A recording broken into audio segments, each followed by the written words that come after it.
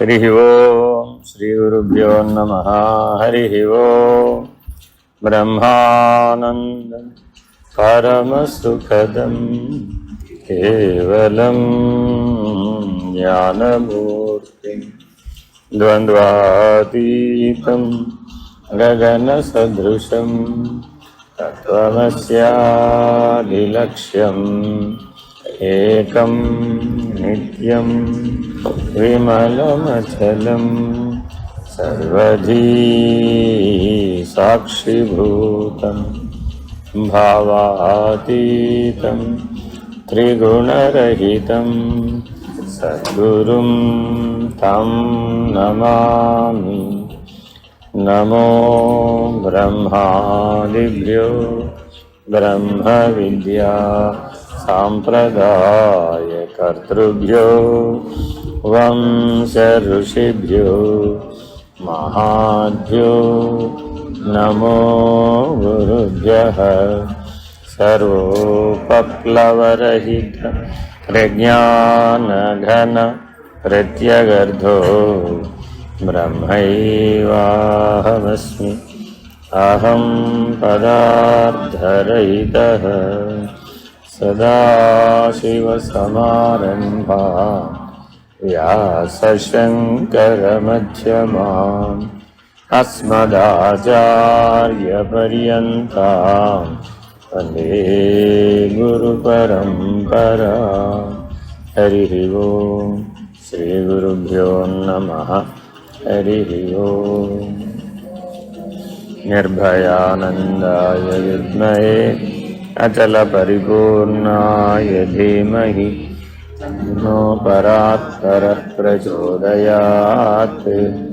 ॐ साईश्वराय विद्महे सत्यदेवाय धीमहि तन्नः सर्वः प्रचोदयात्।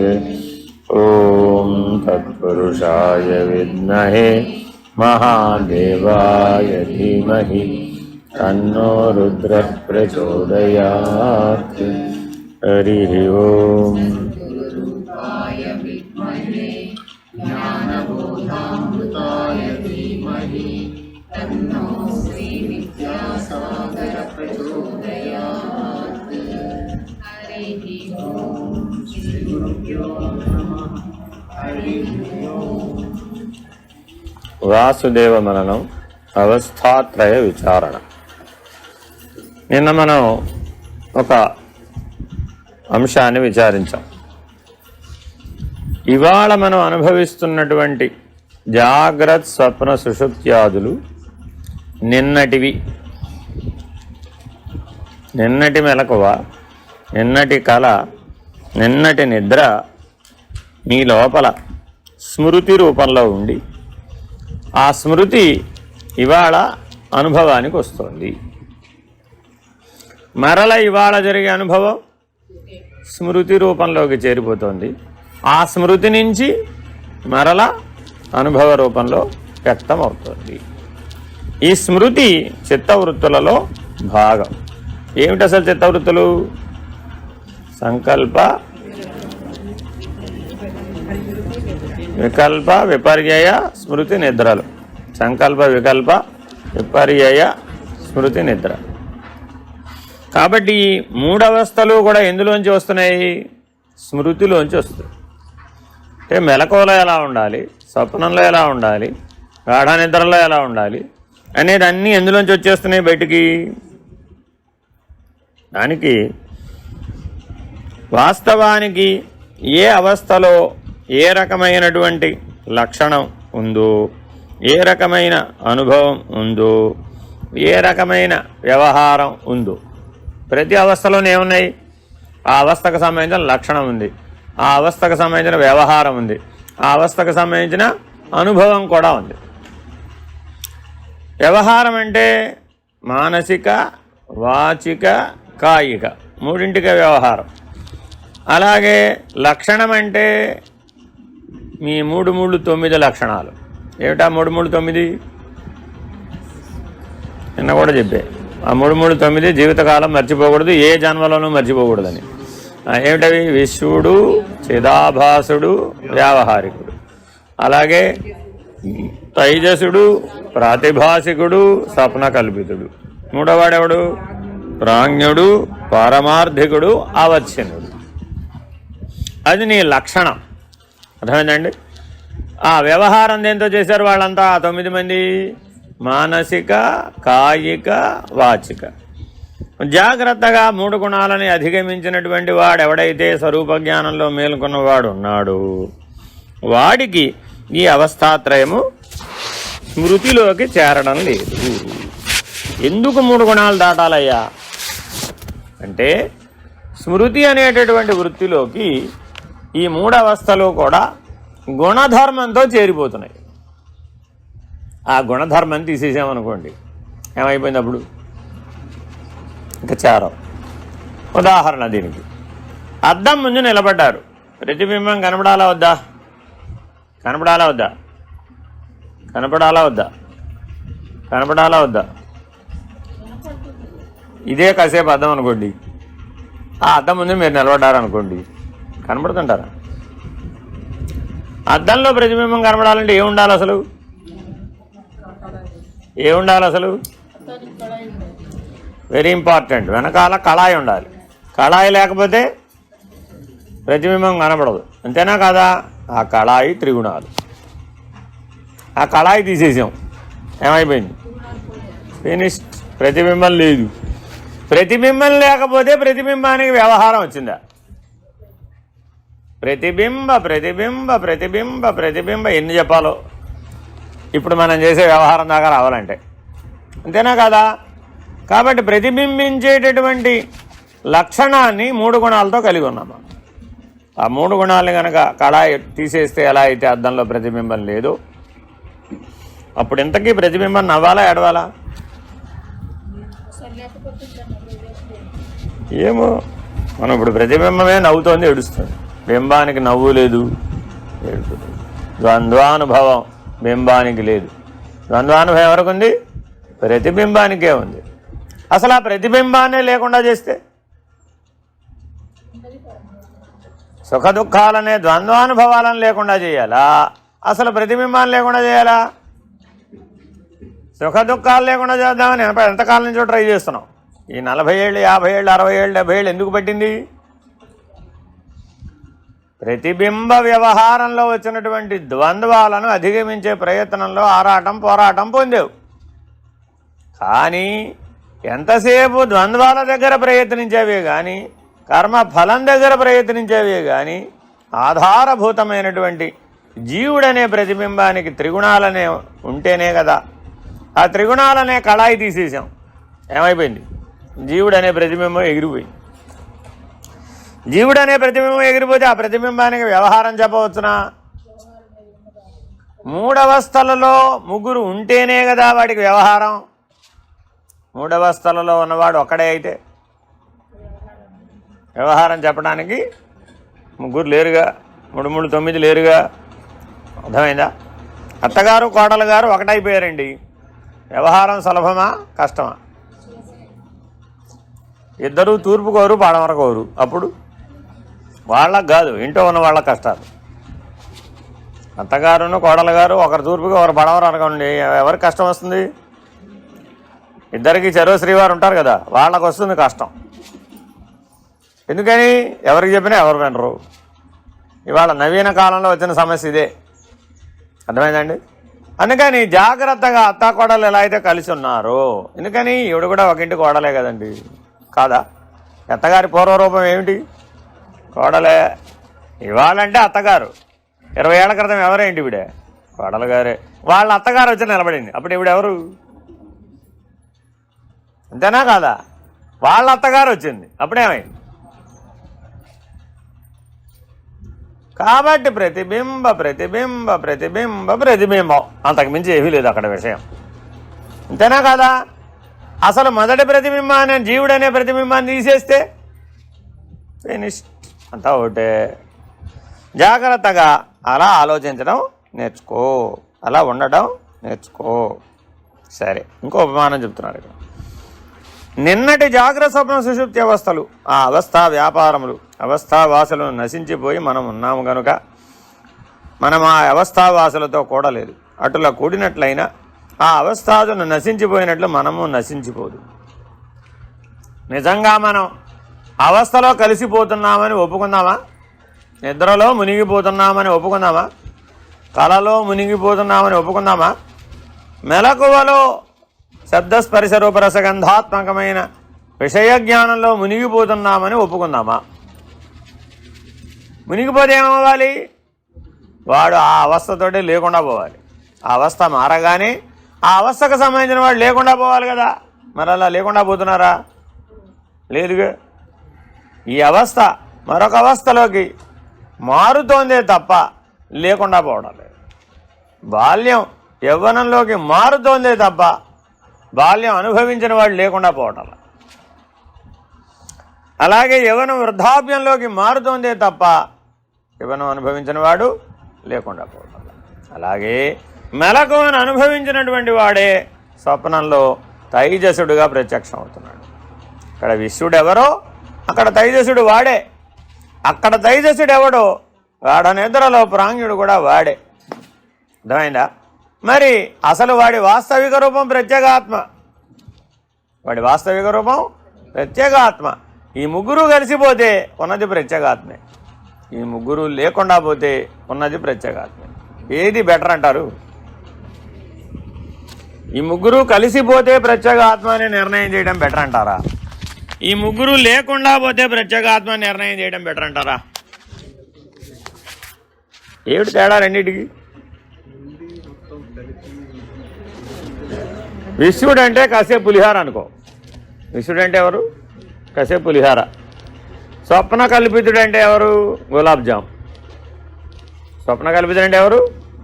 గులాబ్ జామ్. గాఢ నిద్రావస్థ అంటే సాంబార్ అనుకో కాసేపు. ఈ మూడింటిని కలిపేశాం. ఏమేం కలిపేసాం ఇప్పుడు? సాంబార్లో గులాబ్ జామ్ కలిపేసి పులిహార కూడా కలిపేసి తినేస్తే ప్రత్యేగాత్మ నిర్ణయం అవుతాడు అన్నాం. కరెక్టేనా కాదా? ఎవరన్నా ఈ భూప్రపంచంలో ఈ కాంబినేషన్లో తినేవాళ్ళు ఉన్నారా? ఎందుకని అలా కదరదండి. అది అన్మ్యాచ్డ్. దేనికి దానికి విడివిడిగా కుదురుతుంది. అంతేగాని మూడు కలిపి ఎలా కుదురుతుందండి? అన్నా లేదా? ఆలోచించుకోండి. అంతేనా కాదా? మరి మూడు లేకుండా చేయాలంటే ఇలా వీలు కాదన్నావు. సరే, రెండో మార్గం ఏమిటి? మూడు లేవు అని చెప్పాలి. అప్పుడు ఎలాగా? సుషుప్తి అవస్థలో మునిగిపోకుండా ఉండాలి, స్వప్నావస్థలో మునిగిపోకుండా ఉండాలి, అలాగే జాగ్రత్త అవస్థలో కూడా మునిగిపోకూడదు. ముందు ఎక్కడ మొదలు పెట్టాలి? జాగ్రత్త అవస్థలో మొదలు పెట్టాలి. ఆ తర్వాత స్వప్నావస్థ, ఆ తదుపరి సుషుప్తి అవస్థ. ఇలా జాగ్రత్తగా తేజస్ శరీరాన్ని ధరించి ఈ మూడింటిని దాటాలి. అర్థమైందండి? తేజస్ శరీరం ఏం చేశాం? ఈ మూడు పట్టుకెళ్ళి ఈశ్వరుడు ముందు పెట్టాం. మహానివేదనలు ఏం చేశాం? మూడు పెట్టామా లేదా? ఈశ్వరుణ్ణి విడివిడిగా తినమన్నాం, కలిపేసుకుని తినమన్నాం. నీ ఉద్దేశంలో అసలు ఏమిటి? నీ ఉద్దేశం నువ్వేమో ఒక్కొక్కటి విడివిడిగా తింటావా? ఈశ్వరుడికేమో ప్లేట్లో అన్ని 16 రకాలు ఒకదాంట్లోనే వడ్డీ చేసి ఒకేసారి మంత్రం చదివేస్తావా? దాని అర్థం ఏంటి? 16 కలిపి తినేమనేనా కాదా? మరి ఈశ్వరుడు అలాగే తినేసాడా? ఎలా తిన్నాడు? ఈశ్వరుడు తేజశరీరుడు. ఈశ్వరుడు ఎవరండి? తేజశరీరుడు. తేజశరీరుడు ఎలా తింటాడు? నీవు అర్పించిన పదార్థంలోని కళను సంగ్రహించాడు. దేన్ని సంగ్రహించాడు? తేజస్సును స్వీకరించాడు. ఆయన తేజశరీరుడు కాబట్టి ఆ పదార్థంలో ఉన్న తేజస్సును స్వీకరించాడు. అది నైవేద్యంగా మారిపోయింది. ఎలాగా? ఆ తేజస్సు తీసేస్తే అందులో జీవం లేనట్టేగా. అది ప్రసాదం ఎలా అయిందండి? మరి జీవభావాన్ని తొలగించడమే ప్రసాదం. అర్థమైందండి? కళను తొలగించి నిష్కళను మిగల్చడమే ప్రసాదం అన్న రహస్యాన్ని నివేదనలో ఇమిడ్చారు. అర్థమైందండి? ఆ కళను ఎప్పుడైతే సంగ్రహించేశాడో అక్కడ ఏముంది ఇప్పుడు నిష్కళ. సరే పోనీ పదార్థంలో జీవ చైతన్యాన్ని పోషించే శక్తి ఉంది అని అంటావే అనుకో, అప్పుడు ఈశ్వరుడు ఏం చేశాడు, సరేలేరా నీ జీవభావాన్ని తీసేద్దాం. అప్పుడు ఏమైపోయింది, ఆ పదార్థం చేత నీకు బంధహేతువు కాలేదు, బాధించబడలేదు. కాబట్టి ప్రసాద బుద్ధేషు హానిరస్యోపనజాయతే. సూత్రం ఏంటండి, ప్రసాద బుద్ధేషు హానిరస్యోపనజాయతే. భగవద్గీత వాక్యం. జాగ్రత్తగా గమనిస్తే జీవితం మొత్తాన్ని ఈశ్వర ప్రసాదంగా ఎవరైతే చూశారో వాటికి మెలకువ కళ నిద్ర ఏమైంది, ఈశ్వర ప్రసాదం. మెలకువలో తేజస్సు లేదా, ఉంది కదా. కళలో తేజస్సు లేదా, ఉంది కదా. గాఢ నిద్రలో తేజస్సు లేదా, ఉంది. ఏమిటో తెలుసా మీకు, దీనికి ఉదాహరణ చెప్తాను. బాలరాముడు నిద్రపోతున్నట్ట. బాలకాండలో వాల్మీకి అంటాడు అన్నమాట, దశరథ మహారాజుకి రాజ్య వ్యవహారాలన్నీ ముగించుకున్న తర్వాత అర్ధరాత్రి 12 గంట కొట్టిన తర్వాత అంతఃపురానికి వెళ్ళి బాలరాముడిని ఒకసారి చూసి నిద్ర ఉపక్రమించడం అలవాటట ఆయనకి. అలా రోజు చేసేటప్పుడు ఆయనకు సందేహం వచ్చిందట, నిజంగా నా రాముడు రాముడేనా? తండ్రికి ఏం డౌట్ వచ్చింది, నిజంగా నేను అనుకుంటున్నా నా కొడుకు రాముడు రాముడేనా, ఏమైనా వేరేవాడా అని సందేహం వచ్చిందట. ఎలా తెలుసుకోవాలి, గురువుగారిని అడిగారు. అప్పట్లో ఎవరైనా ఏదైనా సందేహం ఎవరిని అడగాలి, గురువుగారిని అడిగారు. నాయన అతను గనక దైవమే గనక అయితే అతడు నిద్రపోతూ ఉంటే అతని శరీరం ప్రకాశిస్తుంది. నిద్రపోతూ ఉంటే అతనిలోని దైవీ కళ ప్రకాశం ఎక్కడికి పోదు, ఆ శరీరం ప్రకాశిస్తూ కనబడుతుంది. అప్పుడు అతడు దైవం మానుష రూపేణ దిగి వచ్చాడయ్యా. ఏదో పని నిమిత్తం వచ్చాడు, ఆ పని అవ చేసుకుని వెళ్ళిపోతాడు. మరి అవునా కాదా నీకు తెలియాలంటే ఇలా చూడు అని గురువుగారు చెప్పారు. ఈ ఐడియా బాగుంది అని ఆ పిల్లవాడు మళ్ళీ మేలుకొని ఉంటే కనపడదు నీకు. అది ఏం చేయాలి ఇప్పుడు, అర్ధరాత్రి 1 గంటకు వెళ్ళి ఎవరూ లేకుండా చూసి అప్పుడు లోపలికి వెళ్ళి తొంగి చూశాడట బాలరాముడిని. బాలరాముడు అంటే ఎంత ఉంటాడంటారు, సంవత్సరం. 1 సంవత్సరం పిల్లవాడిని అలా నిద్రపోతున్న వాడిని చూశాడట. సూర్యప్రకాశం వంటి ప్రకాశం, నీలమణి వంటి ప్రకాశం. 2 భావాలు కలిగినాడు దశరథుడికి. ఏమిటండి అది, సూర్యప్రకాశం వంటి ప్రకాశం నీలమణి వలె ప్రకాశిస్తుందట. ఎందుకని, రాముడు నీలమేఘశ్యాముడు. ఆ ప్రకాశం వచ్చి నీలమణిలో కలిసింది. అప్పుడు ఏమైపోయింది, ఒక నీలమణి ఎలా అయితే ప్రకాశిస్తుందో రాముడు అలా ప్రకాశిస్తున్నాడు. ఆహా, రాముడు రాముడు కాదు, అర్థమైపోయింది. అర్థమైందండి. మిమ్మల్ని మీరు ఎప్పుడైనా అలా చూసుకున్నారు, అలా చూసుకోగలగడం వచ్చా మీకు? పోనీ పక్క వాడిని చూడడం వచ్చా?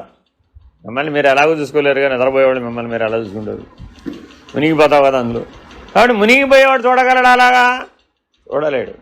మీ పక్క వాళ్ళు నిద్రపోతూ ఉంటే మీ పిల్లలు, మీ కుటుంబ సభ్యులు వాళ్ళు కనుక ఇలా ప్రకాశిస్తున్నారు అనుకోండి, అప్పుడు వాళ్ళు ఎవరు? దైవీ మానవులు. ఒక దైవీ ప్రణాళికతోటి వచ్చాడు వాడు, ఆ ప్రణాళిక నిమిత్తమే వాడు జీవిస్తాడు అంతే. వాడికి మిగిలిన జీవభావాలతో కూడిన వ్యవహారాలన్నీ జోడిద్దామంటే కుదరదు. వ్యవహారం వాడి పని ఏదో వాడికి ఎప్పుడు పని చేస్తూ ఉంటుంది. వాడు ఆ పని నిమిత్తమే వచ్చాడు, ఏం చేసినా ఆ పని నిమిత్తమే చేస్తాడు. అర్థమైందండి. కాబట్టి మీరు చేసిన పని మీ ఇంట్లో వాళ్ళు ఎవరైనా చేస్తారా? మీరు దైవీ స్వరూపులు అవునో కాదో తెలియాలంటే ఇప్పుడు వాళ్ళని మిమ్మల్ని చూడమనాలి. ఈ విషయం చెప్పి వాళ్ళకి మీరు కూడా కనబడతారు కదా, మీరు అదే అయితే, అవునా కదా? కాబట్టి మీరెవరైతే ప్రకాశమే నేనుగా ఉన్నారో ఎప్పుడు తెలుస్తుందయ్యా? సర్వవ్యాపక ప్రకాశమే నేనుగా ఉన్నవాడి శరీరం గాఢ నిద్రపోతూ ఉంటే ఆ శరీరం ప్రకాశిస్తుంది. వాడి శరీరం నిద్రపోతూ ఉంటుంది, కానీ వాడి శరీరం మాత్రం నిద్ర ఆ చీకట్లో ప్రకాశిస్తూ. అర్థమైందండి? కాబట్టి ఇలా ఎన్నో రకరకాలు ఉంటాయి. అవన్నీ సరే పక్కకు పెట్టినా మనం అవస్థాత్రయ సాక్షి అనేటటువంటి నిర్ణయాన్ని తుర్య స్థితిలో గనక చేరినట్లయితే మనలో ఆ ప్రకాశం సహజంగా ప్రకటితం అవుతూ ఉంటుంది. మెలకువలో కూడా, స్వప్నంలో కూడా, గాఢ నిద్రలో కూడా. సరే, ఇంతకీ మనం ఇప్పుడు అవస్థాత్రయంలో నశించిపోతున్నావా మిగులుతున్నావా? నశించిపోతున్నావా మిగులుతున్నావా? ప్రకాశ రూపంలో శేషిస్తున్నాం. మనం ఎలా మిగులుతున్నాం? ప్రకాశ రూపంలో శేషిస్తున్నాం. అనుభవ రూపం పోతోంది, స్మృతి రూపం పోతోంది. అర్థమైందండి? ఏది మిగిలిపోయింది? ప్రకాశ రూపం మిగిలిపోయింది.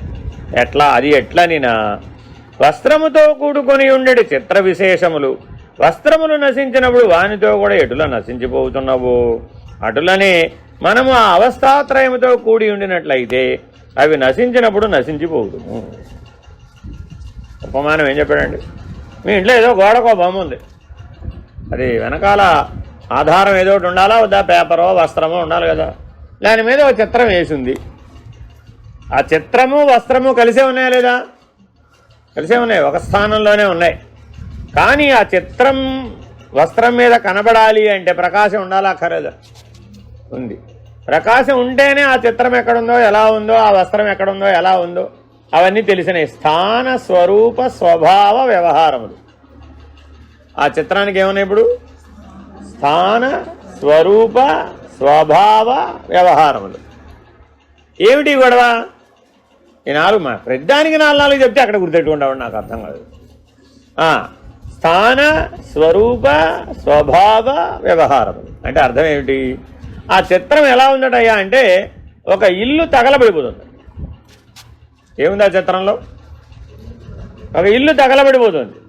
ఇప్పుడు అది స్థానం ఉందా లేదా? ఇప్పుడు అక్కడ ఉంది. ఏమిటి? ఆ గోడ తూర్పు పక్క గోడకు ఉంది. ఏమిటండి బాబు, ఎక్కడైనా కానీ ప్రశాంతమైన చిత్రాలు పెట్టుకుంటారు కానీ ఇల్లు తగలబడిపోయే చిత్రం ఎవరైనా పెట్టుకుంటారా అని అడిగారు. అదేమిటండి, నాకు అందులో అగ్ని ప్రకాశం కనబడుతుంది కదా అన్నాడు ఆయన. ఇల్లు తగలబడిపోయే చిత్రంలో అగ్ని ప్రకాశం లేదా? ఉందిగా. స్వరూపం ఉందా లేదా? ఉంది. నీ స్వరూపం ఏమిటి? మండలత్రయం, సూర్యుడు, చంద్రుడు, అగ్ని, దానిలో ఉన్న ప్రకాశం. అంతేనా కాదా? ఓ, అగ్ని ప్రకాశం కనబడుతుంది నాకు అందులో. కాబట్టి స్వరూపము ఉంది, ప్రకాశం ఉంది. అంతేనా కాదా? స్వభావము ఉందా లేదా ఇప్పుడు అందులో? ఏమిటా స్వభావం? వైరాగ్యం. ఇల్లు అంటుకోవడం అంటే అర్థం ఏంటి? వైరాగ్యం అండి బాబు. అయ్యో, ఆ ఇల్లు తగలబడిపోయే చిత్రం నన్ను ఎప్పుడూ మేలుకొలుపుతుంది. ఏమని? దహ్యతీతి దేహ, నిరంతరాయం ప్రతి శ్వాసకి దహించబడిపోయే ఇల్లు ఈ శరీరం. కాబట్టి ఇప్పుడు స్థానము ఉంది, అక్కడ స్వరూపము ఉంది, స్వభావం కూడా ఉంది. ఆ దృష్టితో చూస్తున్నాను. దాన్ని గుర్తు తెచ్చుకున్నప్పుడు అలా అయిపోతుందిరా బాబు, ఇవాళ అయిపోయింది. ఇవాళకి తగలబడిపోవాల్సిన ఇల్లు తగలబడిందా లేదా? అయిపోయింది. మెలకువ కళా నిద్ర తిరిగిపోయిందండి. రాత్రి తిరిగిపోతే తెల్లారేపటికి ఏమైపోయింది? అయిపోయింది. ఒక భాగం అయిపోయింది. 100 సంవత్సరాలలో ఒక భాగం ఒకరోజు ఎంత తగలబడిపోవాలో అంతా తగలబడిపోయింది. ఏమైనా ఆపగలిగామా? ఏమీ లేదు. కాబట్టి ఆ తగలబడిపోతున్న ఇల్లు ఎవరు? నువ్వే. అర్థమైందా? ఇంతకీ ఆ చిత్రంలో ఆ తగలబడిపోతున్న ఇల్లును ఒకడు పక్క నుండి చూస్తున్నాడు. ఆ చిత్రంలో ఏముంది? ఒక నిలబడి చూస్తున్నాడు. వాడెవడు? నువ్వే. వాడెవడు? సాక్షి. వ్యవహారం ఉందా లేదా? ఇప్పుడు ఇల్లు తగలబడిపోతుంది, వాడు మాత్రం సాక్షిగా చూస్తున్నాడు. సాక్షిగా చూడటాన్ని సాక్షికి వ్యవహారం అని చెప్పవచ్చునా? ఎందుకని చెప్పాలి అంటే ఏముండాలి? సంగత్వం ఉండాలి, సాంగత్యం ఉండాలి, సంసర్గం ఉండాలి. ఏ వ్యవహారమైనా దోషత్రయంతో కూడుకుని ఉంటుంది. ఏమిటవి? సంగత్వం, సాంగత్యం, సంసర్గం. ఇప్పుడు ఆ సాక్షిగా చూసేవాడికి ఇల్లు కాలిపోతున్న అగ్నితో ఉందా, ఇంటితో ఉందా, ఇంటి లోపల వస్తువులతో ఉందా, ఇంటి లోపల ఉన్నవాళ్ళతో ఉందా? అంతేనా కాదా? సరే, ఈ లోపల ఏమైందట, ఏదో దాని వెనకాల ఉన్నటువంటి కరెంట్ షార్ట్ సర్క్యూట్ అయ్యి ఆ చిత్రం కాస్త తగలబడిపోయింది. ఇప్పుడు ఆ వస్త్రము పోయింది, ఆ చిత్రం కూడా పోయింది. ఇప్పుడు దాంతోపాటు చూసేవాడు కూడా పోయాడా పోలేదా? దాంతోపాటు చూసేవాడు కూడా పోయాడా పోలేదా? చిత్రంలో చూసేవాడు పోయాడు, కానీ వాస్తవికంగా చూసేవాడు అలాగే ఉన్నాడు. చిత్రంలో చూసేవాడు ఎవడు? జీవుడు. వాస్తవికంగా చూస్తున్నవాడెవడు? ఈశ్వరుడు, సాక్షి. కాబట్టి మనం అవస్థాత్రయ సాక్షి అయినా కాదా? కాబట్టి మెలకు అనే వర్ణ చిత్రాన్ని, స్వప్నం అనే వర్ణ చిత్రాన్ని, నిద్ర అనే వర్ణ చిత్రాన్ని సాక్షిగా చూసేడు వాడెవడో వాడు అవస్థాత్రయ సాక్షి. ఎలా చూడాలంటే ఇప్పుడు ఈ మూడింటిని ఒక గోడ మీద బొమ్మను చూసినట్టు చూడవయ్యా. ఎలా దాటాలంటే అవస్థాత్రయాన్ని ఒక గోడ మీద బొమ్మను చూసినట్టు చూడు. నిద్ర వచ్చింది, ఏమిటా నిద్ర? అది కూడా ఒక గోడ మీద బొమ్మ. ఓ స్వప్నం వచ్చింది, అదేమిటి? అది కూడా ఒక గోడ మీద బొమ్మ. మెలకు వచ్చింది, అది కూడా ఒక గోడ మీద బొమ్మ. అంతే. వాటికేం అంతకుమించి విలువ లేదు. నేనెవరిని? సాక్షిని. కాబట్టి అవస్థాత్రయములలో మనము కూడక ఆ అవస్థలను, అవస్థా వ్యాపారములను, అవస్థా వాసులను ఎరుగుతున్నాం. అందువలన సాక్షి లక్షణము మన యందున్నది కనుక మనమే అవస్థాత్రయ సాక్షి అని ఎరుగు. అయితే ఇప్పుడు చెప్పిన ప్రకారం అవస్థాదులను ఎరింగడివాడు సాక్షి అని సెలవిచ్చితిరి. అవస్థలను, అవస్థా వ్యాపారములను ఎరుగుతున్నవాడు అవస్థావాసుడు కదా అనినా, ఆ అవస్థావాసునికి సాక్షిత్వము సిద్ధించి ఉండగా అతనికి సాక్షిత్వము లేదనుటయు, ఆ అవస్థావాసుని కంటే వ్యతిరిక్తుడైన వానికి సాక్షిత్వము కలదనుటయు కూడు. అది ఎట్లనినా, అవస్థావాసుడు బాహ్యములైన వృక్షాదుల వలె, అంతరమైన దేహాదుల వలె వికారి అయి ఉన్నాడు కనుక ఆ వృక్షాదులకు, దేహాదులకు అన్యపదార్థావభాసక రూపమైన సాక్షిత్వము ఎట్లు లేదో అటులే వికారి అయిన అవస్థావాసునికి అవస్థలకు, అవస్థా వ్యాపారములకు అవభాసక రూపమైన సాక్షిత్వము లేదు.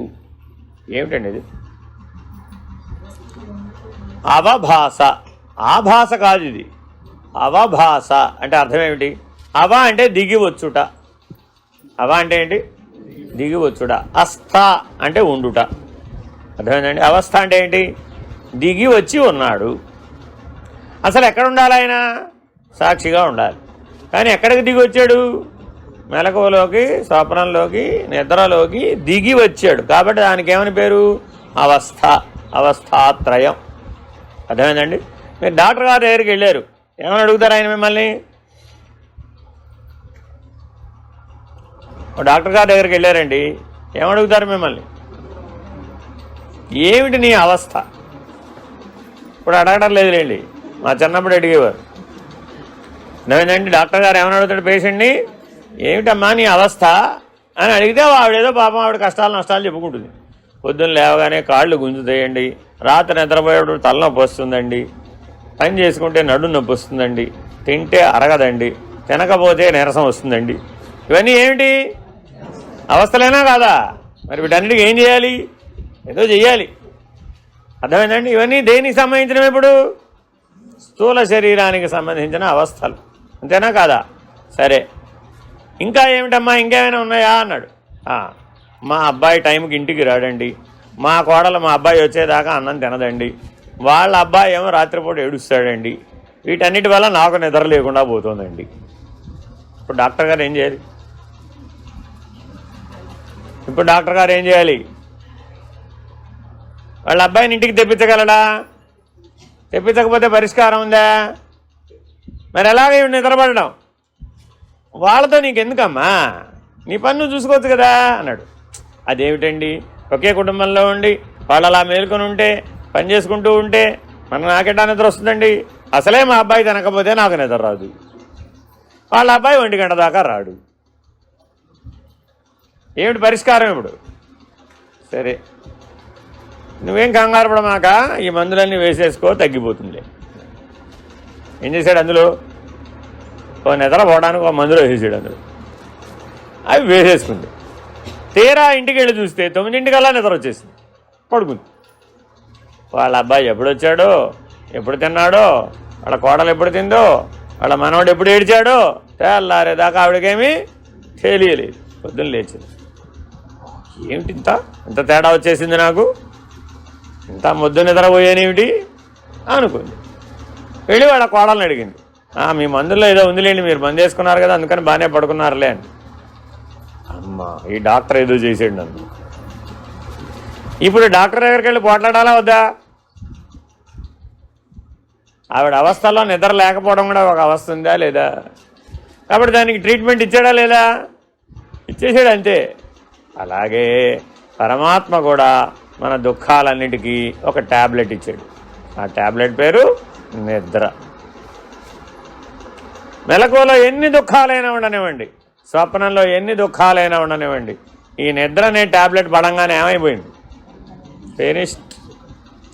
అన్ని బాధలే ఎగిరిపోయినాయి. పొద్దున్న లేచేటప్పటికి అలా వస్తే రావచ్చు, అది వేరే విషయం. ముందు రాత్రి అయితే సుఖంగా విశ్రాంతిగా కావలసినటువంటి శక్తి, ఏడవడానికి కూడా శక్తి కావాలి కదా. మళ్ళా ఆ వేదనలను పొందడానికి కావలసిన శక్తిని పొందడమే నిద్ర. అయితే నిద్ర అంటే ఏంటండి?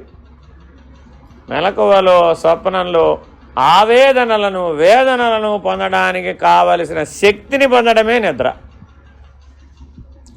ఎవరన్నా ఈ ప్రపంచంలో నానా కష్టాలు పడడం కోసమని నానా గడ్డి తినేసి, నానా రకాలుగా వ్యవహరించేసి, నానా రకాలుగా నిద్రపోయి ఇంత అజ్ఞానంతో వ్యవహరించవలసిన అగత్యం ఉందే? అర్థమైందండి? ఆలోచించండి. ఇదంతా ఒకే అజ్ఞానం, ఒకే అవివేకం. కాబట్టి నేను అవస్థాత్రయ సాక్షిననే నిర్ణయం పొందిన వాడు ఎవడైతే ఉన్నాడో వాడికి ఈ గొడవంతా లేదుగా. ఆ 3 చిత్రాలు లేవు. ఆ 3 చిత్రాలను చూసేటటువంటి సాక్షి మాత్రమే వాడు. కాబట్టి నిద్ర అనే చిత్రాన్ని చూశాడు, స్వప్నం అనే చిత్రాన్ని చూశాడు, ఇంకేం చేశాడు? మెలకు అనే చిత్రాన్ని కూడా చూశాడు. చూసినప్పుడు ఏమైందయ్యా? అవభాసకత్వాన్ని పొందాడు. అవభాసకత్వం అంటే వాడిలో ఉన్న ప్రకాశమే దాని మీద ప్రతిబింబించుట. వాడెవరు? బింబస్వరూపుడు. ఈ బింబస్వరూపుడు ఆ అవస్థలోకి దిగి రావాలా, ప్రతిబింబించాలా, ఉన్న చోటే ఉండాలా? 3 అవకాశాలున్నాయి నీకు. ఒకటేం చేయొచ్చు? ఉన్న చోటే ఉండొచ్చు. 2వ అవకాశం ఏంటి? ఉన్న చోటే ఉండి ప్రతిబింబించవచ్చు. 3వ అవకాశం ఏంటి? దిగి వచ్చేయచ్చు. ఈ 3 ఏది చేస్తే బెటరు? ఉన్నవాడు ఉన్న చోట ఉండి ప్రకాశిస్తే సాక్షి, ప్రతిబింబిస్తే ఆభాసుడు, చిదాభాసుడు, ప్రాతిభాసికుడు, పారమార్థికుడు అని ప్రతిబింబాలే. దిగి వచ్చేసాడు, అప్పుడేమైంది? వాడే అది. ఆ విష్ణుడు వాడే, ఆ తైజసుడు వాడే, ఆ ప్రాజ్ఞుడు కూడా వాడే. అవభాసకత్వాన్ని చెందాడు. అర్థమైందండి? కానీ వాస్తవానికి ఏం జరగాలి? అన్య పదార్థ అవభాసకం నీకు సత్యమా అసత్యమా? నీకంటే వేరైన దాంట్లోకి నువ్వు చేరడం. అవభాసకత్వం అంటే ఏంటి? చేరడం. ఆ ప్రకాశం ఇందులో వచ్చి చేరడం నీకు ధర్మమేనా? నీ లక్షణమేనా? నీకది జ్ఞానమేనా? ఏ ఆశ్రమం గురించి కానీ, ఏ వర్ణం గురించి కానీ, ఏ ధర్మం గురించి కానీ, ఏ వ్యవహారం గురించి కానీ నీవు దిగి వచ్చి అందులో చేరిపోవడం నీ సాక్షిత్వానికి భంగం కదా. కాబట్టి దిగిరాని వాడెవడో వాడు సాక్షి. అయినా ఆ అవస్థావాసుడు వికారి అవుతున్నాడు. అప్పుడు దిగి వస్తే ఏమయ్యాడు? ఆ వికారిత్వాన్ని పొందాడు. మట్టి కొండగా అయిందండి. వికారిత్వాన్ని పొందిందా లేదా? మట్టిగానే ఉన్నప్పుడు ఏ వికారిత్వం లేదు. నిరాకారంగా, నిర్వికారంగా, నిర్విశేషంగా ఉంటే అప్పుడేమైంది? దానికే వికారిత్వం లేదు. అదే కొండగా మారింది. ప్రతి వాళ్ళు 3 మొట్టికాయలు వేసారా లేదా? కొండ కొనాలంటే ఏం చేయాలి? టింగ్ టింగ్ టింగ్ 3 సార్లు కొట్టి చూడాలి. అర్థమైందండి?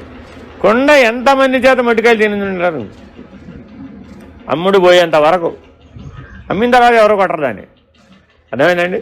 ప్రతిరోజు దేనికోసం ఎదురు చూస్తుంటుంది? ప్రతివాడు రాను కొట్టను, ఇది బాగలేదని పక్కకు పెట్టను. నిజంగా కొండే మనమైతే అప్పుడు ఎన్ని ముట్టికాయలు తిని ఉంటాం, ఎన్ని తల బొప్పి కట్టి ఉంటుంటారు. ఇప్పుడు అదేగా జరుగుతుంది.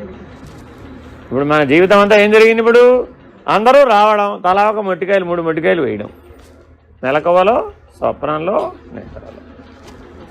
ఒక్క మెలకువలోనే అనుకునేరు, 3 మొట్టికాయలు ఎందుకు చెప్పారు? త్రిపుటి అంతా.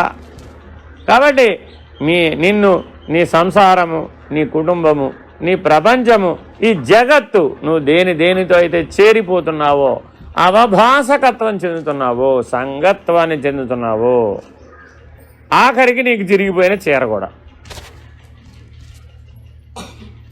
ఎప్పుడో చిరిగిపోయింది ఒక చీర, అర్థమైందా? ఇప్పుడు కాదు, ఎప్పుడు చిరిగిపోయింది? ఎప్పుడో 20 ఏళ్ల క్రితం. ఆ చీర నానా కష్టాలు పడి వెతికి మరీ కొన్నావు. 1 సంవత్సరం పాటు షాపులన్నీ తిరిగి వెతికి మరీ కొన్నావు. ఇప్పుడు ఆ చీర కట్టుకున్నావు, అయిపోయిందిగా. కట్టుకున్న తర్వాత కూడా అది చిరిగిపోయింది. నీకు బాధ కలగాల వద్దా?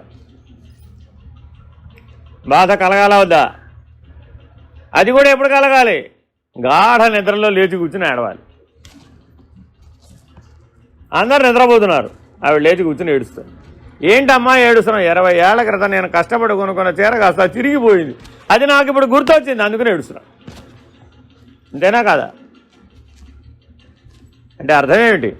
ఆల్రెడీ వాడుకున్నావు కదమ్మా, భోగించావు కదా, అనుభవం అయిపోయింది కదా. ఆ చీర కొత్త చీర ఏం కాదు కదా, పాత చీరే కదా. అయినా సరే ఎంత ఇష్టపడి కొనుక్కున్నానో తెలుసా? ఆ చీర, ఇష్టపడిన చీర చిరిగిపోతే ఎంత కష్టమో. అంతేనా కాదా? ఏమిటా ఇష్టపడి కొనుక్కున్న చీర? దేహాభిమానం. చిరిగిందా లేదా? ఆల్రెడీ చిరిగి పుట్టింది. అది ఎన్ని రంధ్రాలతో పుట్టింది? ఒక చీరకు 9 కంతలు ఉన్నాయట. కట్టుకుంటారా ఎప్పుడన్నా మీరు? కట్టుకోరా? అయ్యో రామ్. ఒక కొండకి 9 చిల్లులు ఉన్నాయట. కొంటారా? కొనరా? అదేమిటండి? ఒక కొండకి 9 చిల్లులు ఉంటే కొనాలి కదా. అదేగా తెచ్చుకున్నావు. ఒక్కటి ఉంటేనే ప్రయోజన శూన్యమే. అటువంటిది ఎన్ని చిల్లులు ఉన్న కొండ తెచ్చుకున్నావు?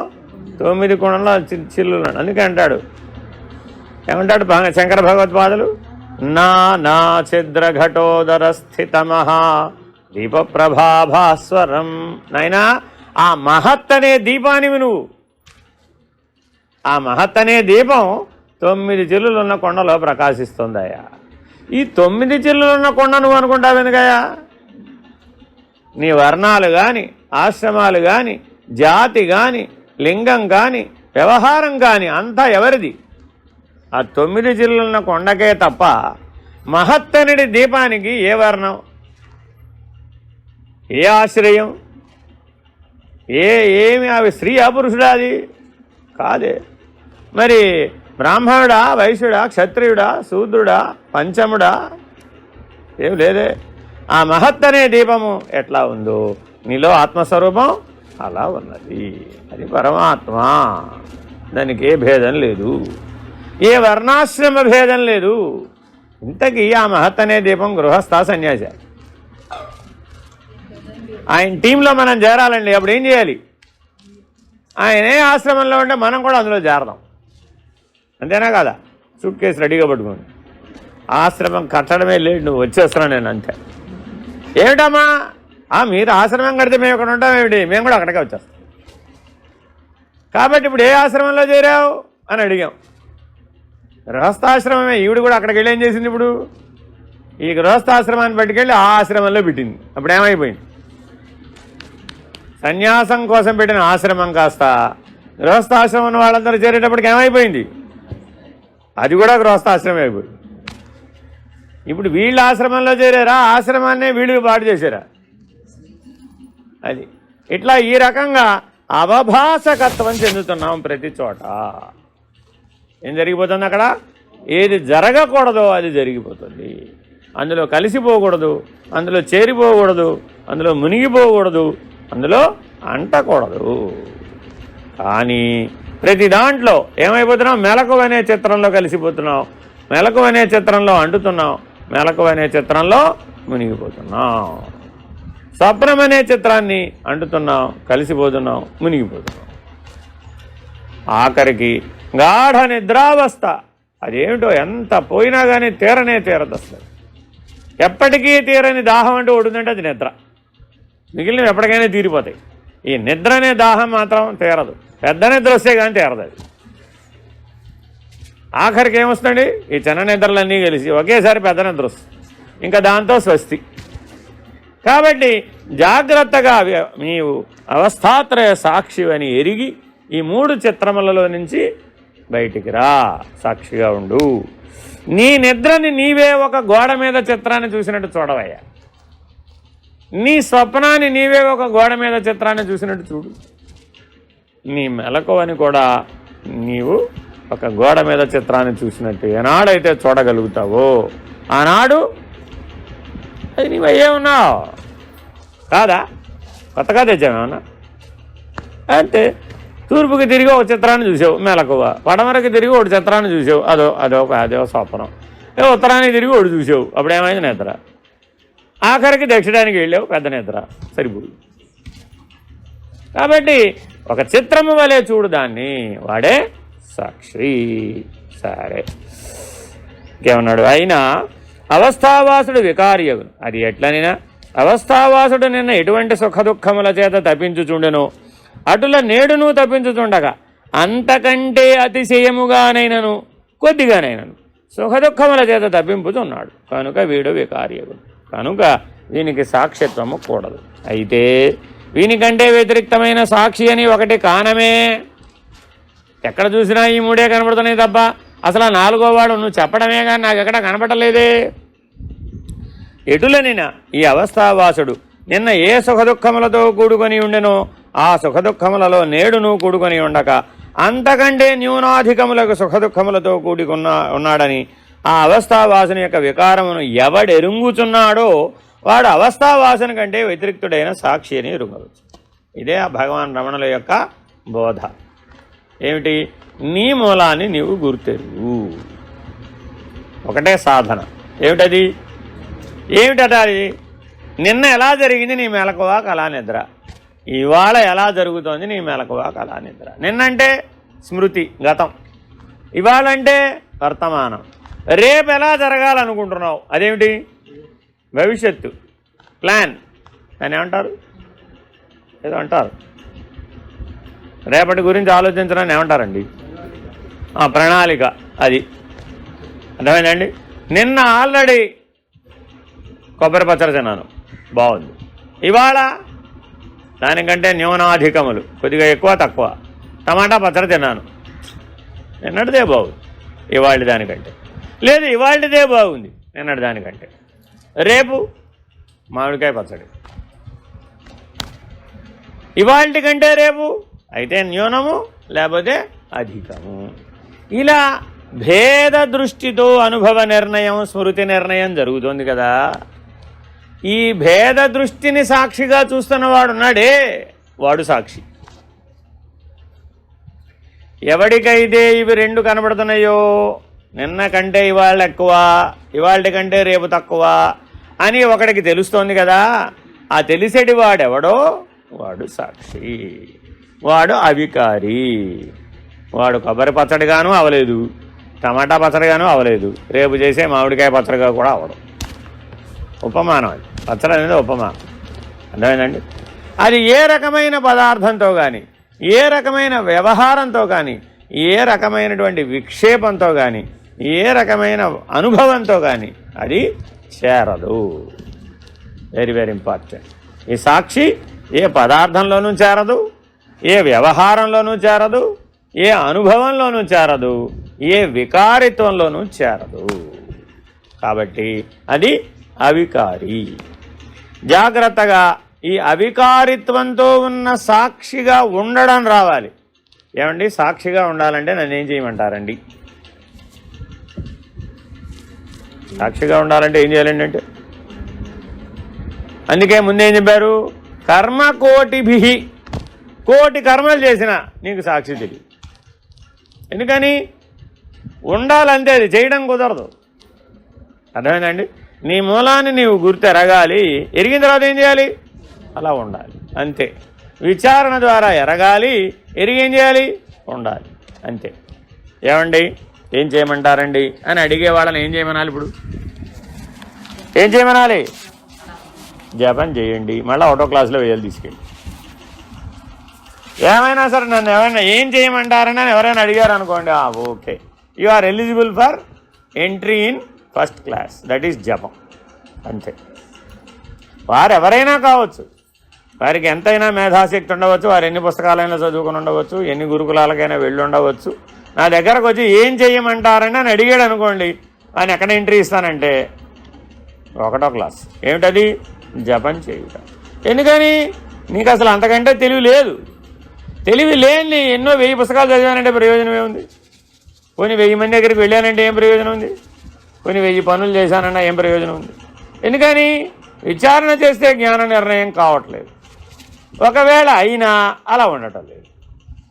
కొండొకచో ఒకవేళ అయినా అలా నువ్వు ఉండటం లేదు. ఉండకపోవడానికి కారణం ఏమిటి? అవభాస, చేరిపోవడం. కాబట్టి పదార్థంలో చేరిపోతున్నావు, వ్యవహారంలో చేరిపోతున్నావు, అనుభవంలో చేరిపోతున్నావు, వికారిత్వంలో చేరిపోతున్నావు. మరి నువ్వు సాక్షి ఎలా అవుతావు? కాబట్టి సాధనలందు ముఖ్య సాధనము సాక్షి సాధన. ఎన్నిటికి సాక్షిగా ఉండాలి? అన్నిటికీ సాక్షిగా ఉండాలి. సర్వానికి సాక్షిగా ఉన్నవాడే బ్రహ్మము. సర్వసాక్షియే బ్రహ్మము. అంతే అమ్మా. ఏమో నువ్వు అలా ఉంటే అయిపోతుంది. నీకు ఆల్రెడీ ఆ శక్తులన్నీ ఉన్నాయనుకోండి, దానికోసం ప్రయత్నించక్కర్లేదుగా. నీకు అక్షరాలన్నీ వచ్చండి, మళ్ళీ అక్షరాలు నేర్చుకోమంటే నేర్చుకుంటావా? నేర్చుకోవుగా, అవసరం లేదుగా. ఎందుకని? ఆ సామర్థ్యం ఉంది నీలో. అర్థమైందండి? ఇది సమర్థత చేత నిర్ణయించబడుతుందే కానీ ఊహ చేత కానీ భావం చేత కానీ అవదు. ఆ సామర్థ్యం ఉండాలండి నీకు. ఆ సామర్థ్యం ఎట్లా నిర్ణయం అవుతుంది? Time tested. వ్యాస భగవానుడు చెప్పింది వాళ్ళు ఎందుకు చదువుకున్నాం? టైం టెస్టెడ్, కాల పరీక్షకు నిలబడింది అది, కాబట్టి అది సత్యం.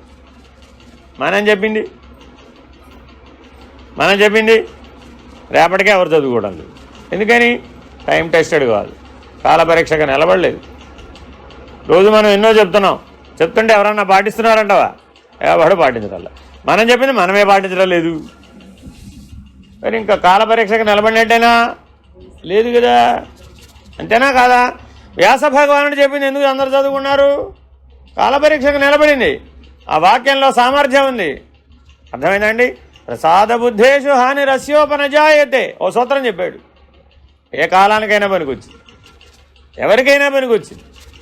కాబట్టి జ్ఞాని చెప్పినటువంటి సూత్రం ఎటువంటిదయ్యా? అందరికీ పనికొస్తుంది, ఏ కాలమైనా పనికొస్తుంది. అలా కాలధర్మం చేత నశించకుండా చెప్పేవాడే జ్ఞాని. వాడు చెప్పినటువంటివి ఈ రోజుకి ఈ పూటకి పనికొచ్చేవి కావు, ఏ కాలమైనా పనికొస్తాయి. అందువల్ల ఆ సామర్థ్యం ఉంటుంది. ఆ సామర్థ్యం చేత నువ్వు జ్ఞాని అవుతావే కానీ ఊహ చేత కానీ భావం చేత కానీ తత్కాలవత్తు తోచినటువంటి దాని చేత అవవు. మరి అప్పుడు నువ్వు చేయాలా అక్కర్లేదా? సాధనాత్ సాధ్యతే సర్వం. ముందు అక్కడ దాకా రావాలి. సర్వం దాకా వస్తే అప్పుడు సర్వసాక్షిత్వం. సర్వం దాకా రాకుండానే నేను సర్వసాక్షినండి అన్నావు. అప్పుడేమైంది? దేనికి సాక్షివమ్మా అని అడిగా. ఎక్కడ దాకా వచ్చిందమ్మా సాక్షిత్వం అని అడిగాను అనుకోండి, ఏం చెప్తారు? అదే చెప్తారుగా. అప్పుడు దాంట్లో తేలిపోతుంది. అర్థమైందండి? అందరికీ లిట్మస్ టెస్ట్. మీ బంగారం ఎన్ని క్యారెట్లో తెలియాలంటే ఏం చేయాలి? అమ్మా సాక్షిత్వం ఎక్కడ దాకా వచ్చింది? అన్నిట్లో ఉండగలుగుతున్నానండి. అయితే నాతో పాటు ఉండదు, నా పక్కనే కూర్చోమంటాను అప్పుడు అందరినీ. నేను ప్రకాశాన్ని అన్న వాళ్ళందరినీ ఏం చేయమంటానంటే ప్లీజ్ సిట్ విత్ మీ. అప్పుడు నీ సామర్థ్యం ఎంతో నీకు అర్థమైపోతుంది, నాకు కూడా అర్థమైపోతుంది. ఎందుకని? రెండు ఒకే దీప ప్రకాశాలే, అవునా కాదా? ఆ అడ్డం ఏమీ లేదనుకోండి, అవిద్య కానీ మాయ అనే రెండు తెరల అడ్డం లేదనుకోండి, ఆ ప్రకాశంలో ఈ ప్రకాశం కలిసిపోతుందా లేదా? ఈ ప్రకాశంలో ఆ ప్రకాశం కలిసిపోతుందా లేదా? ఫినిష్, తెలిసిపోయింది వెంటనే. ఇప్పుడు ఈ పక్కన మా టీం అంతా అంటుంటాను, ఈ టీం అంతా ఎందుకు కూర్చోమంటాను అనుకున్నారు? వీళ్ళందరూ మాకు ప్రకాశ దర్శనం అయింది, మేము ప్రకాశంగా ఉన్నాం అంటుంటారు. మీరు కూడా ఎక్కడికి రావాలి, ఈ టీంలోకి రావాలన్నమాట. వస్తే ఏం చేస్తానప్పుడు ఇంకా చేసేదేం లేదు, అక్కడ నా పక్కన కూర్చోండి అంతే. వాళ్ళు ఏం చేయరు. చూడండి మీరు ఏమన్నా చూస్తే మీరు చేసే పనులన్నింటిలో వాళ్ళు ఏం చేయరండి. ఎందుకని? ఆ ప్రకాశంగా ఉన్నాడు. ఆ ప్రకాశంగా ఉన్నవాడికి ఏం తెలియాలి ఇప్పుడు? సర్వవ్యాపక ప్రకాశం, అది ప్రకాశమేగా. పరమాత్మ ఎవరు? సర్వవ్యాపక ప్రకాశం. ప్రత్యేగాత్మ ఎవరు? పాంచభౌతిక దేహానికి సాక్షిగా ఉన్న ప్రకాశం. ఈ సాక్షి ప్రకాశం ఇది అది ఒకటేనా కాదా? మరి ఇది అది ఒకటే అన్నప్పుడు ఆ అద్వైత స్థితి కలగాల వద్దా? ఆ అభేదత్వం కలగాల వద్దా? ఆ అభిన్నత్వం కలగాల వద్దా? ఎలా తెలుస్తుంది? అవభాస అయితే తెలుస్తుందా? పదార్థంలో చేరిపోతే తెలుస్తుందా? వ్యవహారంలో చేరిపోతే తెలుస్తుందా? ఇంకేమిటండి? అనుభవంలో చేరిపోతే తెలుస్తుందా? వికారిత్వాన్ని పొందితే తెలుస్తుందా? ఇవేమీ ఉండకుండా ఉండడం రావాలి. వాళ్ళ పని ఏమిటి? ఉండడమే, అంతే. ఆ ఉంటూ ఉంటే అనుభవం వచ్చేస్తుంది అంతే, ఆ నిర్ణయం వచ్చేస్తుంది అంతే. అక్కడ నిలబడగలిగాడు అనుకోండి, చేయక్కర్లే. ఒక జ్ఞానం పొంది ఆ జ్ఞానం ద్వారా వచ్చిన నిర్ణయంలో ఉండగలిగామనుకోండి, ఇంక చేసేదేముంది? అక్కడ చేయడానికి ఏమీ లేదు ఆకాశంలో, అంతేనా కదా? ఆ సూర్యుని వలె ఉండడమే అంతే. అప్పుడు అది నువ్వే అయిపోయావు అంతే. ఎవరైనా చెప్పాలా వచ్చి? ఇంటికి ఎవరో ఒకరు పేరంటానికి వచ్చి చెప్పాలి కదా, నువ్వే వరలక్ష్మి అని, నువ్వే మహాలక్ష్మి అని. అది కూడా ఎలా చెప్పాలి? నీ దగ్గర వాయినం పుచ్చుకుని మరి ఆయన ఇవ్వకపోతే వచ్చి చెప్తుందంటావా? చెప్తుందండి? ఆహా, పిలవకపోతే నేను ఎందుకు వస్తానండి, పిలిస్తేనే వస్తానంటున్నాడు. కానీ మరి ఈ వరలక్ష్మో, ఈ మహాలక్ష్మో సహజం. ఎవరినైనా అనుగ్రహించగలిగే సామర్థ్యం ఉండాలి. భేదభావంతో పని లేకుండా అనుగ్రహించడం రావాలి. సంకల్పవశాత్తు నీకు జ్ఞానాన్ని అనుగ్రహించగలిగే సామర్థ్యాన్ని పొందాలి. మరి ఇప్పుడు సాక్షికేగా ఆ సామర్థ్యం కలిగేది, వేరే ఎవరికైనా కలిగే అవకాశం ఉందా? లేదు కదా. కాబట్టి సామర్థ్యం చేత సాక్షి నిర్ణయం అవుతుందే తప్ప మిగిలిన వాటి చేత కాదు. సరే, అదే మాట ఇక్కడ అంటున్నాడు. ఈ అవస్థావాసుని యొక్క వికారములను ఎవడు ఎరుంగుతున్నాడో వాడు అవస్థావాసుని కంటే వ్యతిరిక్తుడైన సాక్షి అని ఎరుంగవచ్చును. అయితే నిర్వికారి అయిన ఆత్మ నేను సాక్షి అని ఎరుంగదు. వికారి అయిన అవస్థావాసుడు కదా నేను సాక్షి అని ఎరుంగుతున్నాడు. ఆ పక్షమందు నిర్వికారుడైన ఆత్మని ఎటుల సాక్షి అని చెప్పవచ్చును. ఇందుకు దృష్టాంతము దర్పణాలోకంబునందు గ్రీవస్థమైన ముఖము దర్పణమునందు ప్రతిబింబింప ఆ ప్రతిబింబము ద్వారా తన యొక్క సౌందర్య కురూపత్వాదుల ఎటుల ఎరుంగుతున్నాడో అటుల నిర్వికారుడైన ఆత్మ అంతఃకరణమునందు ప్రతిబింబించి ఆ ప్రతిబింబ రూపమైన వాడు కర్తయ్యి శృత్యర్థము విచారము చేసి ఆ వికారములైన ప్రతిబింబ రూపమే తాను నిర్వికారుడును పరిపూర్ణుడైన బ్రహ్మమును సాక్షి అని ఎరుంగుతున్నాడు. ఈ దృష్టాంతమునందలి దృశ్యమైన దర్పణమును ఆ దర్పణమునందు దృశ్యమైతోచడి ఆభాసమును గ్రీవస్థముఖమునందుండి సౌందర్యక రూపత్వాదులను ఎటుల ఎరుంగలేదో అటుల దృశ్యమై వికారి అయిన అంతఃకరణమును ఆ అంతఃకరణమునందు ప్రతిబింబించిన దృశ్యుడును వికారియునైన చిదాభాసుడును తనకు పరమార్థ స్వరూపమై అధిష్టానాత్మనిష్టమైన సాక్షిత్వ నిర్వికారత్వ పరిపూర్ణాదులను ఎరుగలేదు కాన నిర్వికారుడైన ఆత్మ నేను సాక్షినని ఎరుగకొన్నను వికారి అయిన అవస్థావాసుడు నేను సాక్షినని ఎరిగినట్లుగా ఉన్నప్పటికీ వికారులకు అవస్థాత్రయ వాసులకు సాక్షిత్వము కూడదు. ఆ నిర్వికారుడైన ఆత్మకే సాక్షిత్వము చెప్పవలెను. ఆ సాక్షి లక్షణము మన యందే ఉన్నది కనుక మనమే సాక్షి అనుటకు సందేహము లేదు. ఏం చెప్పాడండి? మళ్ళా నీ గురించే మళ్ళా జీవితంలోనే ఉపమానమే తీసుకున్నాడు. వెళ్ళేవయ్యా, అద్దం ముందు నిలబడ్డావు, ఆహా నేను బాగున్నాను అన్నావు కాసేపు. ఇంతలో ఎవరో గుర్తొచ్చారు నీకు, బాగున్న వాళ్ళు ఎవరో, వాటితో పోల్చి చూసుకున్నావు. ఏమైంది? అర్థమైందండి? ముఖ్యంగా ఆడపిల్లలు టీనేజ్లో ఉంటారు చూడండి, వాళ్ళు ప్రతిరోజు ఒక రకంగా అలంకారం చేసుకుంటేనే ఆవిడికి బాగుంటుంది. అంతే, నిన్న చేసిన అలంకారం వాళ్ళు చేస్తే ఆవిడకి నచ్చదు. ప్రతిరోజు ఒక అలంకారం మార్పు, అది ఆవిడలో ఉన్న మనోముఖ చిత్రణాన్ని మారుస్తూ ఉంటుందన్నమాట. భవిష్యత్ అంతా అందులో ఉంటుంది కాబట్టి అందుకని వాళ్ళని ఏం అనకూడదు. ఈ పెద్దవాళ్ళందరూ ఎవరు వెంటపడుతుంటారు? ఈ టీనేజ్ వాళ్ళు వెంటపడుతుంటారు, వాళ్ళతో తగాదా పడుతుంటారు. ఇది వీళ్ళకు ఆనందం. ఆ ఘర్షణ పడడం కూడా వీడికి ఆనందమే. ఈ చూసేవాళ్ళు ఉంటారు, ఎవరు వాళ్ళు? అమ్మమ్మ, నాయనమ్మ, వాళ్ళతో నీకు ఎందుకే అంటారు వీళ్ళతో. వాళ్ళు అంట చేస్తే నేను ఊరుకుంటానా అంటూ జీవుడు. ఈ గొడవ మామూలే. ఎన్నేళ్ళు సాగుతుందండి ఇది? ఒక 5 ఏళ్ళు, 6 ఏళ్ళు, 7 ఏళ్ళు, 10 ఏళ్ళు వాళ్ళు టీనేజ్ దాటిపోయేంత వరకు 13తో మొదలు పెడతారు, 19తో అయిపోతుంది.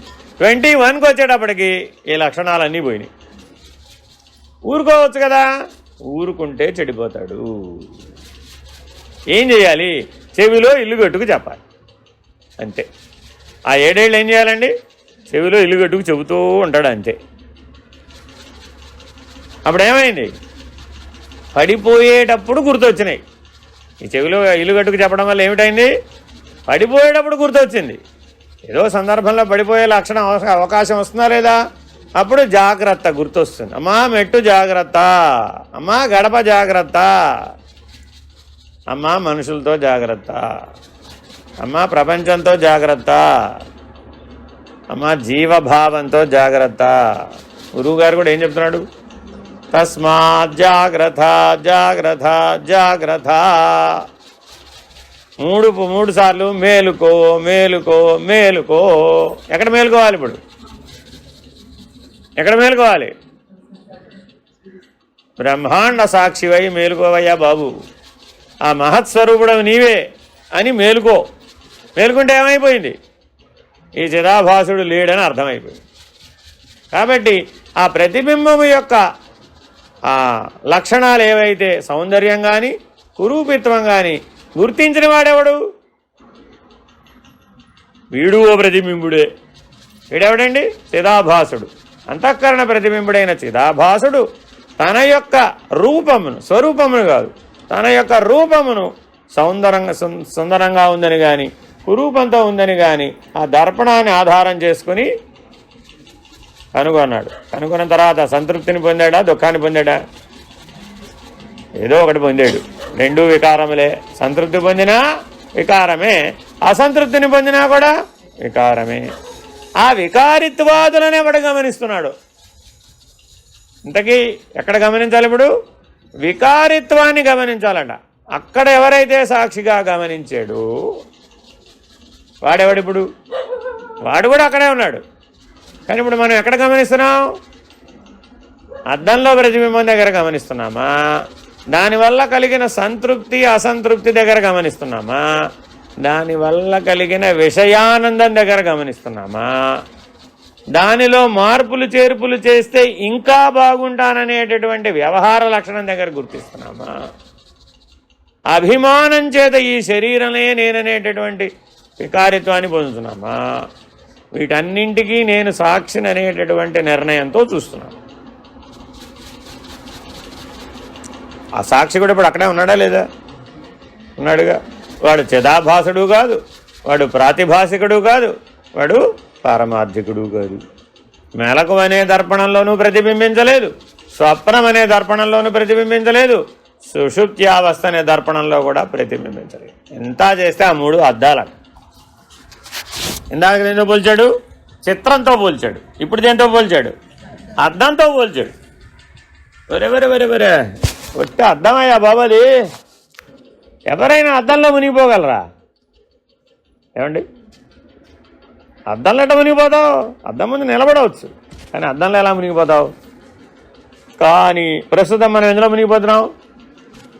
మెలకువ అనే అద్దంలో మునిగిపోయాం, 3 వికారాలను పొందాం. స్వప్నం అనే అద్దంలో మునిగిపోయాం, మరలా 3 వికారాలను పొందాం. సుషుప్తి అనే అద్దంలో మునిగిపోయాం, మరలా 3 వికారాలను పొందాం. కాబట్టి ఆ 3 9 వికారాలు ఎవరికి కలుగుతున్నాయో వాడు జీవుడు.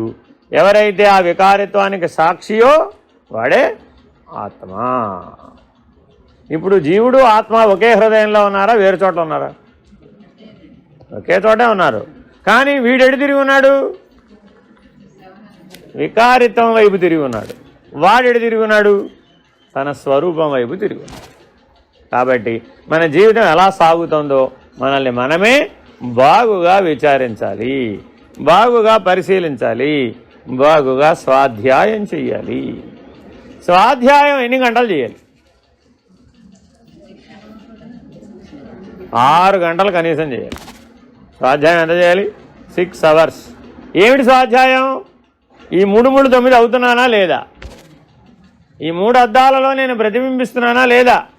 ఈ 3 అద్దాలలో ప్రతిబింబించే ప్రతిబింబ దృశ్యాలకు నేను సాక్షినేనా కాదా? అదిటా స్వాధ్యాయం అంటే. 6 గంటలు ఏం చేయాలి? స్వాధ్యాయం. ఇంకో 6 గంటలు ఏం చేయాలి? సాధన. 6 గంటలు ఏం చేయాలండి? సాధన. సాధన అంటే ఏం చేయాలి? సాధన. ఈ వికారిత్వం నేను కాదనే సామర్థ్యాన్ని పెంచడానికి ఏవి కావాలో అవి చెయ్యాలి. అది జపమే కావచ్చు, తపమే కావచ్చు, విచారణే కావచ్చు, అధ్యయనమే కావచ్చు, లేదా గురు శుశ్రూషే కావచ్చు, లేదా గురు బోధే కావచ్చు. శ్రవణ మనన నిధిధ్యాసాదులందు ఏ సాధనైనా కావచ్చు. అది ఎంత చేయాలట? 6 గంటలు. ఇప్పుడు ఎంత చేస్తున్నాం? అరగంట వినేటప్పటికి నిద్ర వచ్చేస్తుంది. ఒక ఆడియో పెట్టుకుంటారండి, ఎంతమందినో చూశాను నేను. ఇది అరగంట అయ్యేటప్పటికి డింగ్ అని మునిగిపోయింది. ఏనుగెళ్ళి ఎందులో మునిగిపోయింది? ఇప్పుడు చెంబులో మునిగిపోయింది. అంతే. అరగంట అయ్యేటప్పటికి ఇంతే సంగతులు. ఏమైపోతారండి అరగంటలో? అదంతే. అద్దంలో మునిగిపోయాడు, వికారిత్వం చెందాడు, ప్రతిబింబంలో కలిసిపోయాడు, చెంబులో మునిగిపోయాడు. ఎందుకు ఇలా చెప్తానంటే నాటుకోవాలని, గుర్తుండాలని. ఎప్పుడు గుర్తు రావాలి? ఇది గాఢ నిద్రలో గుర్తుకు రావాలి. అరే రే రే రే ఏనుగు చెంబులో మునిగిపోయిందిరా బాబు. లేస్తావా లేవా? అప్పుడు లేస్తావా లేవా? వీళ్ళందరూ నాతో పాటే పడుకునే వాళ్ళందరికీ చెప్తుంటా, 1 గంట పడుకుండా అమ్మా మళ్ళీ తెలివి వస్తుంది. లేదురుగా 1 గంట పడుకుంటే ఈ ప్రపంచంలో ఎవరికైనా తెలివి వస్తుంది. ఒకసారి పడుకోవడానికి ఒప్పుకున్నావండి, అప్పుడు 1 గంటలో లేవగలుగుతావా? లేవలేవండి, నీ వల్ల కాదు అది. ఎప్పుడు లేవగలవు? ఎప్పుడు లేవగలవు? నాకు గంటకే లేవాలండి, అంతే. నేను పడుకునేటప్పుడు అందరికీ ఏం చెప్తాను చూడండి, కావాల్సి వస్తే నాతో పడుకునే వాళ్ళందరికీ ఇదే మాట చెప్తానండి. ఇప్పుడు 4 రోజుల నుంచి ఇదే మాట చెప్తున్నాను. అమ్మాయి పడుకోండి, 1 గంట పడుకోండి, తర్వాత తెలివి అదే వస్తుంది లేదురు కానీ అంటారు. 1 గంట పడుకుని లేవటం సాధ్యమేనా? అసలు నాట్ పాసిబుల్. మీరు ఖచ్చితంగా 2 గంటలో 4 గంటలో పడుకుంటారు. 1 గంట పడుకుని లేవలేరు మీరు. అలా లేవగలిగిన నాడు మీరు అందులో కలిసిపోకుండా ఉంటారు. 1 గంటలో లేవరు మీరు, అప్పుడు 40 నిమిషాలకే లేచేస్తారు, 40 మినిట్స్కి లేచేస్తారు. ఆ 40 నిమిషాలు ఏనుగు చెంబులో మనగదు. అది అందులో రహస్యం. ఆ స్థితి రావాలన్నమాట, న్యాచురల్గా రావాలి. అలా గనక అయిపోతే ఆ 40 నిమిషాలతో తీరిపోతుంది, మళ్ళీ పడుకోకర్లేక అవసరం లేదండి. ఆ అవసరం లేదన్న దశకి మనం ఎదగాలన్నమాట. అది అవికారిత్వం. ఆ అవికారిత్వ స్థితిలో మనం ఉన్నప్పుడు సహజంగానే నీకు సాక్ష్యం చెప్పడానికి రెండో దాని అవసరమే ఉంది అక్కడ. ఇప్పుడు అవస్థాత్రయం యొక్క అవసరమే లేదు అసలు అక్కడ. ఆగా ఎందుకు ఏం చెయ్యాలి అందా లేదా? ఏం చెయ్యాలంటే ఏం చెప్పానండి ఇందాక? మళ్ళీ 1వ క్లాసులో చేరి జపం చేయి, లైన్లో రా. నాకు తెలియదు అదంతా, ఏమో నీ ఇష్టం. అవే ఒక్కడ గుర్తుపెట్టుకోండి, మనల్ని మించిన సాధన ఈ ప్రపంచంలో లేనే లేదు. ఈ శరీరమే ఒక శ్రీచక్రం, ఈ శరీరమే ఒక దేవాలయం, ఈ శరీరమే ఆ బ్రహ్మాండం.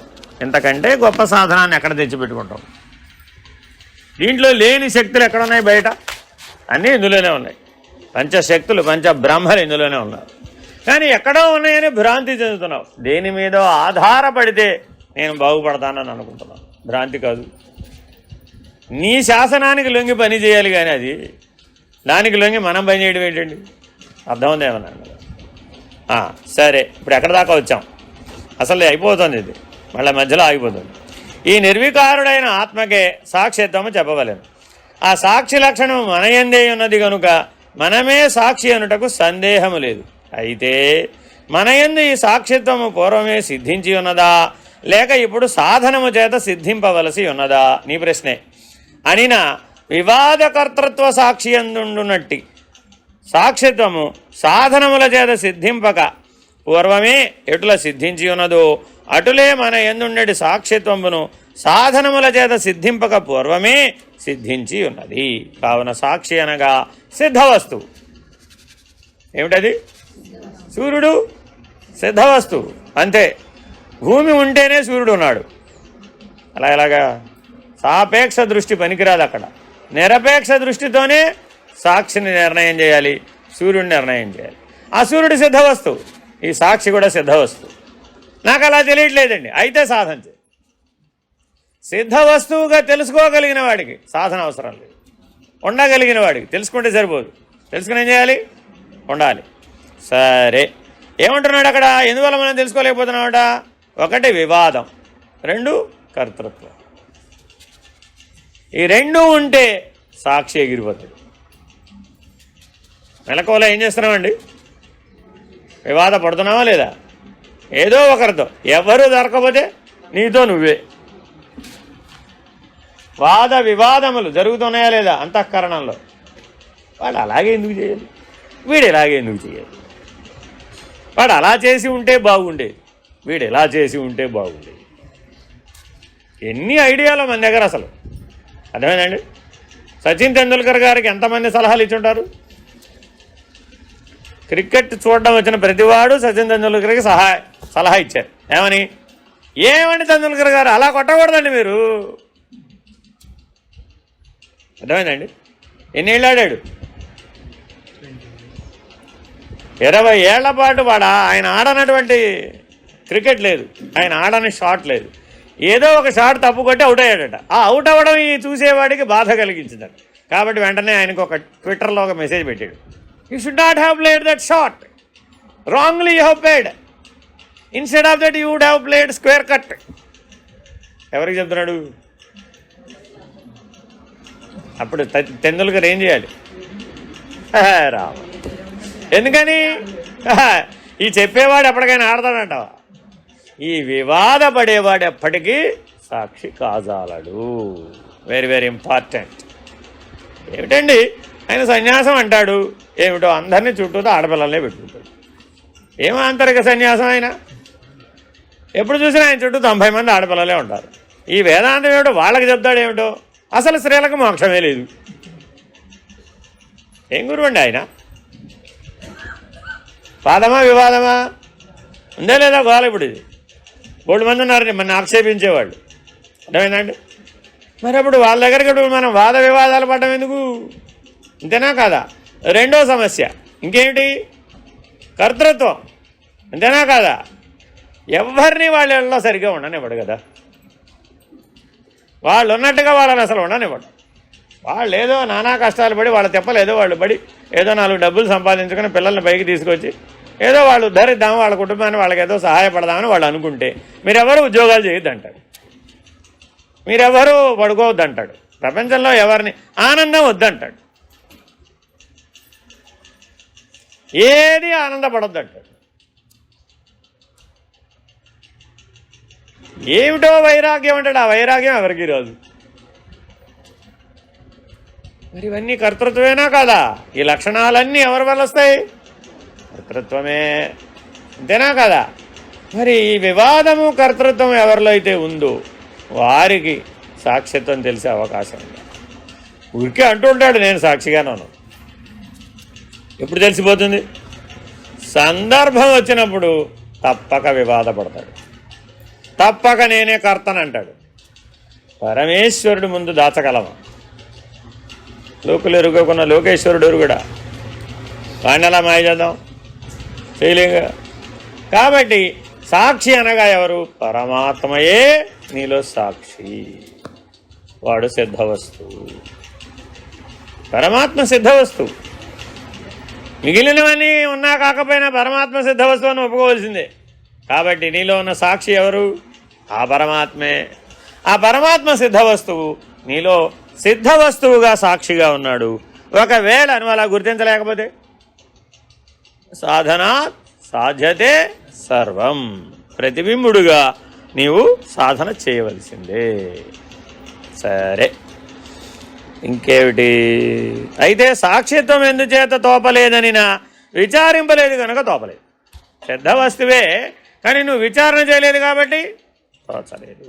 విచారించినచో మనకే సాక్షిత్వము నిత్య సిద్ధమై ఉన్నది. ఈ విచారమునకు ఫలం ఏమి అనినా పైన చెప్పిన వివాదకర్తృ సాక్షి అయిన దేవదత్తుని కంటే అన్యులైన సంవాదుల యొక్క అవస్థలను, అవస్థా వ్యాపారములను, అవస్థా వ్యాపారత్వములను వివాదకర్తృ సాక్షి అయిన దేవదత్తునికి లేదు గనుక ఈ అవస్థాది వికారములు వాని నెటుల స్పృశింపలేవో, ఈ అవస్థాదుల నెల్ల ఉదాసీనుడై చూచుతున్నాడు గనుక ఈ అవస్థాదులకు సాక్షియే ఎటువలనున్నాడో అటులనే మనకంటే అన్యమైన సాభాసాహంకారము, సాభాసాహంకారము కలిపి చదవాలి. అది ఏమిటండి? అది సాభాసాహంకారము యొక్క అవస్థాత్రయములు,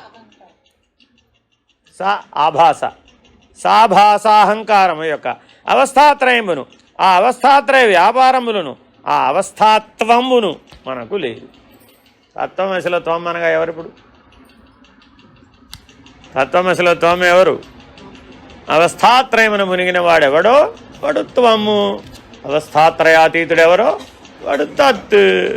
అంతే, సింపుల్ యాజ్ ఇట్. గురువుగారు తత్, శిష్యుడు గారు త్వము. నువ్వు నేను ఒకటేరా నాయనా అని గురువుగారు చెప్పచ్చు, శిష్యుడు గారు చెప్పచ్చా? చెప్పకూడదా? ఎప్పుడు చెప్పచ్చు? అంతే, అభేదత్వం సిద్ధిస్తే సిద్ధవస్తువే నీవు అనే సత్యం నీకు బోధపడిపోయింది. అప్పుడు నువ్వు నేను వేరని చెప్పడానికి అక్కడ రెండేవి, రెండు ఉంటే కదా, అసలు రెండు లేనే లేవు. కాబట్టి ఆత్మ యొక్క లక్షణం ఏమిటి? అద్వితీయం.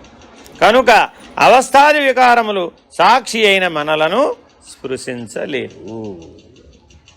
మనం ఈ అవస్థాదులనెల్లా ఉదాసీనులమై చూచుతున్నాము కనుక ఈ అవస్థాదుల కలను కాలత్రయమునందును సాక్షి అయి ఉన్నారం అనుటయే ఈ విచారమునకు ఫలము.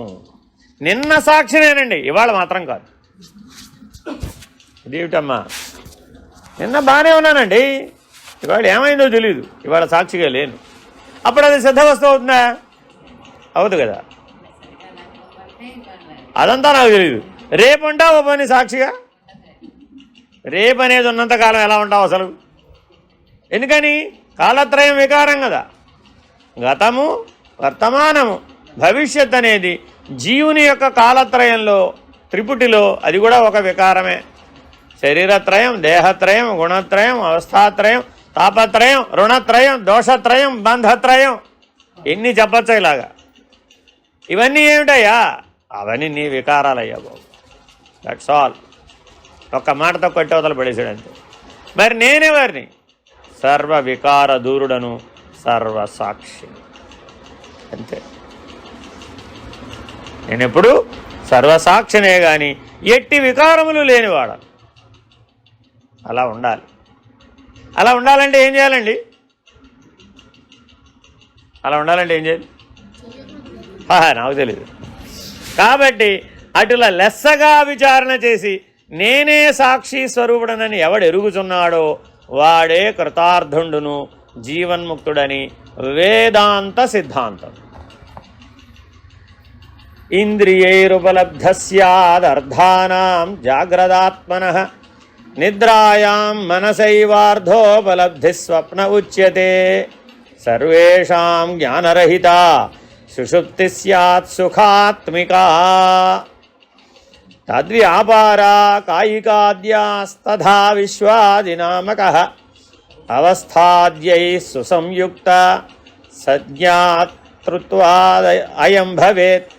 అవస్థాద్యైరయుక్తశ్చ తన్నాసే అప్యన్య సంస్థితే. యథా విదాకర్తॄణాం సాక్షి చైత్రరథస్తథా అవస్థాది వికారాణాం సాక్షి వ్యక్తా స్వయం యథా. అహం సాక్షీతి యో విద్వాన్ వివిచ్యైవ పునః పునః స ఏవ ముక్తః సో విద్వాన్ ఇది వేదాంత డిండిమః. ఇది నవమవర్ణకః. ఓం పూర్ణమదః పూర్ణమిదం పూర్ణాత్ పూర్ణముదచ్యతే పూర్ణస్య పూర్ణమాదాయ పూర్ణమేవావశిష్యతే. ఓం తత్సత్. ఓం శాంతి శాంతి శాంతి.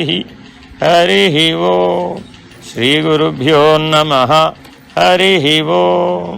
నారాయణ నారాయణ.